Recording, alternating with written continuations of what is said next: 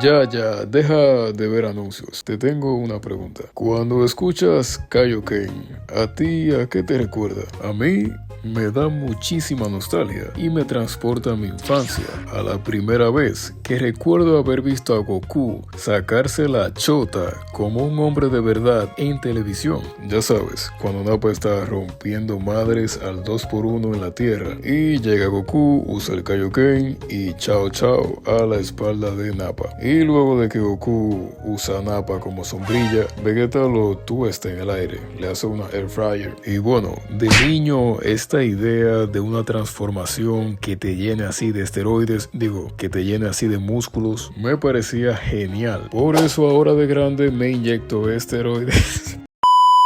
No, pero ya en serio, ahora de más grande, entiendo que el Kaioken, así como otras técnicas y conceptos dentro de Dragon Ball, podría ser tan solo una metáfora a cosas que sí se pueden hacer en la vida real, aunque no de manera tan llamativa quizás. Pero vamos por partes. Antes que nada, bienvenido a el Kaioken en la vida real. Pero claro, primero hay que definir qué es el Kaioken en Dragon Ball, que en resumen es básicamente una técnica super tryhard que le enseña el maestro Kaio a Goku, que básicamente consiste en un aumento temporal de la fuerza, resistencia, velocidad, energía.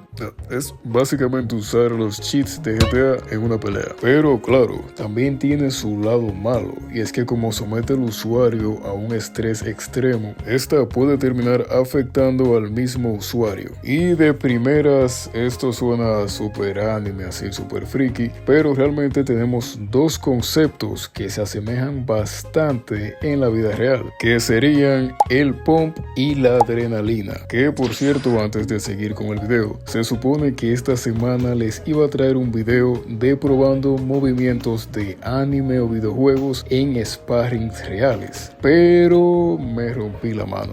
Así que, ni modo, se tendrán que esperar. Aún así, comenten qué movimientos les gustaría que pruebe en sparrings de verdad. Y ya volviendo al Kaioken, pump y la adrenalina, empecemos definiendo exactamente qué es el pump. Y es que el pump es la sensación física y visual que ocurre cuando hacemos actividad física, mayormente cuando entrenamos fuerza o resistencia. Y esta se produce cuando los músculos se llenan de sangre debido a la vasodilatación, que es el ensanchamiento de los vasos sanguíneos. Y el cuerpo hace esto para suplir suficiente oxígeno y nutrientes al tejido muscular, lo que genera un aumento temporal en el tamaño y la firmeza de los músculos, lo que resulta en eso, básicamente un Kaioken para pobres. Pero el pump además presenta varias ventajas interesantes, como por ejemplo mejora bastante la conexión mente-músculo. Además, el pump es un estímulo anabólico, ya que contribuye a la señalización celular, lo que promueve la hipertrofia si se combina con una correcta nutrición. Y encima de eso, el pump además es una excelente motivación visual, ya que, bueno,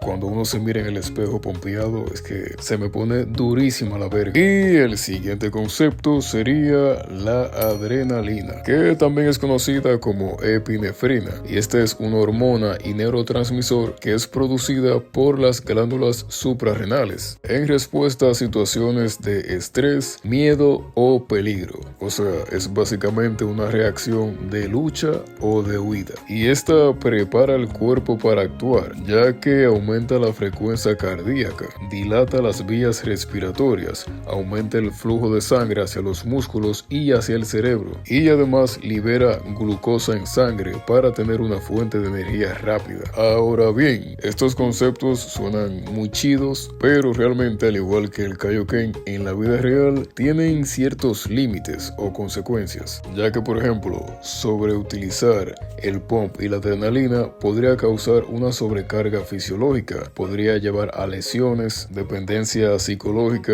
al pensar que siempre te vas a ver así, o incluso fatiga extrema.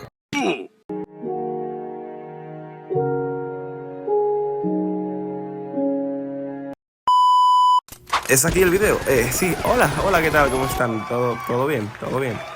Bueno, me dijeron que el video de hoy tenía que hablar sobre el pump y la hipertrofia, que trataba del Kaioken de Goku en la vida real, más o menos, ¿no? Mentira, profe, sí estudié. Y es que lo primero creo que tenemos que hacer es dejar claro la diferencia entre la hipertrofia y el pump. Dios, digo lo primero como si el video estuviera empezando ahora. Soy retrasado mental. Pero bueno, ya saben que me refiero obviamente a lo primero que yo voy a decirles a ustedes. Y es que, a ver, la diferencia principal o clave entre el pump y la hipertrofia está en su naturaleza y su propósito. No confundir con suposición. YouTube, perdón, era un chiste. A ver, me imagino que para este punto la mayoría todavía se acuerda de qué significa el pump. Primero porque son seguidores de Mazaten y segundo porque lo acaban de ver literalmente en este mismo video, what the fuck. Pero igual te lo digo bien rápido para diferenciar todavía mejor lo que estamos hablando. Y es que básicamente es un fenómeno temporal que ocurre durante el entrenamiento, que ocurre cuando aumenta el flujo sanguíneo y la acumulación de metabolitos como el lactato. Que bueno, básicamente es lo que genera la hinchazón en el músculo. Ya, es todo. Así que bueno, si digo hinchazón, eso significa que el músculo pues se va a ver más grande, por lo que también seguramente significa que mi músculo está creciendo.